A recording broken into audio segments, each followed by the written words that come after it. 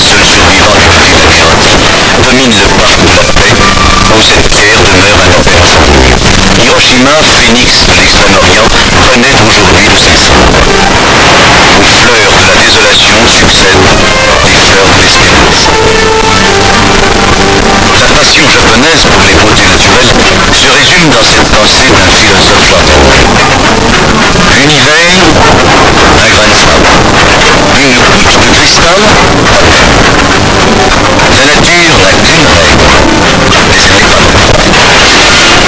C'est sans doute pour l'avoir respecté que l'architecture traditionnelle s'incorpore toujours harmonieusement avec la nature vivante.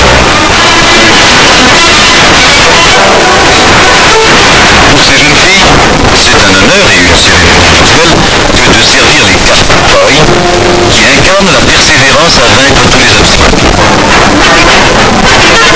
Ce printemps de la nature est aussi pour elle le printemps du Japon.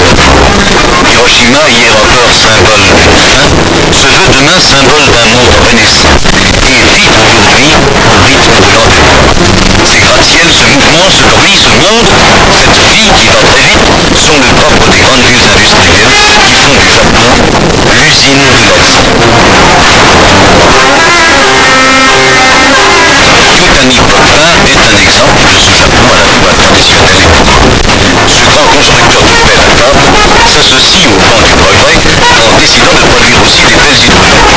Devant ces pelles qui vont être lâchées dans la nature, M. Do, technicien de l'essai, contrôle et prodigue ses derniers coups.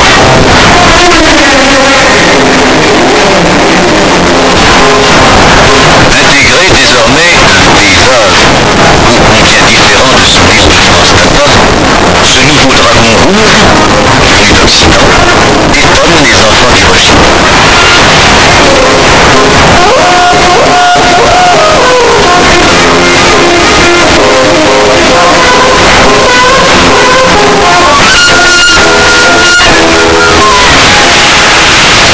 Ce chantier, aux environs du pont Shinjo, près d'Hiroshima, a été entrepris pour l'amélioration des canaux.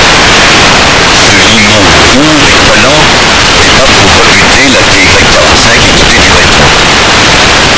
La société Yutani, en prenant pour l'Extrême-Orient la licence de fabrication qu'elle entretient, rend ainsi honneur à la technique française. Ajoutons que ce choix est le résultat d'une enquête approfondie auprès des spécialistes du mouvement.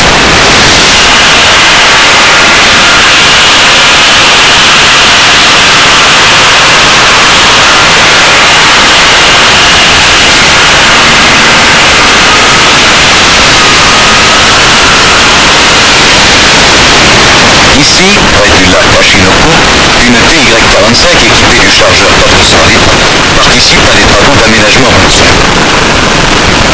Pour mieux faire pénétrer son côté, un pelle s'arc-boute sur ses deux stabilisateurs hydrauliques.